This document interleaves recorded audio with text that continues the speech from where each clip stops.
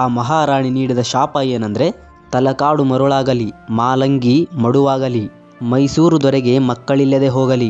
ಇವತ್ತಿಗೂ ಈ 3 ನುಡಿಗಳು ಅಕ್ಷರಶಃ ಸತ್ಯವೆಂದು ತೋರುತ್ತವೆ. ಹೌದು, ಇದರ ಅರ್ಥ ಏನಂದ್ರೆ ತಲಕಾಡು ಮರುಳಾಗಲಿ ಅಂದರೆ ಸಮೃದ್ಧಿಯಾಗಿದ್ದ ಈ ನಗರವು ಮರಳಿನ ಅಡಿಯಲ್ಲಿ ಊತು ಹೋಗಲಿ ಎಂದರ್ಥ.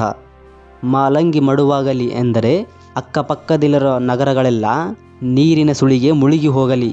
ಮತ್ತೆ ಮೈಸೂರು ದೊರೆಗೆ ಮಕ್ಕಳಿಲ್ಲದೆ ಹೋಗಲಿ ಅಂದರೆ ಈ ದಾಳಿಗೆ ಕಾರಣರಾದ ರಾಜಮನೆತನಕ್ಕೆ ಎಂದಿಗೂ ನೇರವಾಗಿ ವಾರಸುದಾರ ಇಲ್ಲದಂತೆ ಆಗಲಿ ಎಂದು ಅಲಮೇಲಮ್ಮನು ಶಾಪ ನೀಡಿದಳು.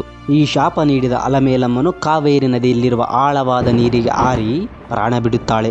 ಆಶ್ಚರ್ಯವೆಂದರೆ ಆ ಕ್ಷಣದಿಂದಲೇ ತಲಕಾಡಿನಲ್ಲಿ ವಿಚಿತ್ರವಾದ ಬದಲಾವಣೆ ಶುರುವಾಯಿತು.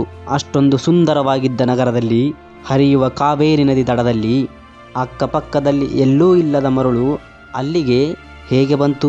ಸಾವಿರಾರು ವರ್ಷಗಳ ಇತಿಹಾಸವಿರುವ ದೇವಾಲಯಗಳು ಕೇವಲ ಕೆಲವೇ ವರ್ಷಗಳಲ್ಲಿ ಮರಳಿನ ಕೆಳಗೆ ಹೇಗೆ ಊತು ಹೋದವು? ಫ್ರೆಂಡ್ಸ್, ಅಲಮೇಲಮ್ಮ ಪ್ರಾಣ ಬಿಟ್ಟ ನಂತರ ನಿಜಕ್ಕೂ ತಲಕಾಡಿನಲ್ಲಿ ನಡೆದ ಆ ಘಟನೆ ನಂಬಲು ನಿಜಕ್ಕೂ ಅಸಾಧ್ಯವಾದದ್ದು.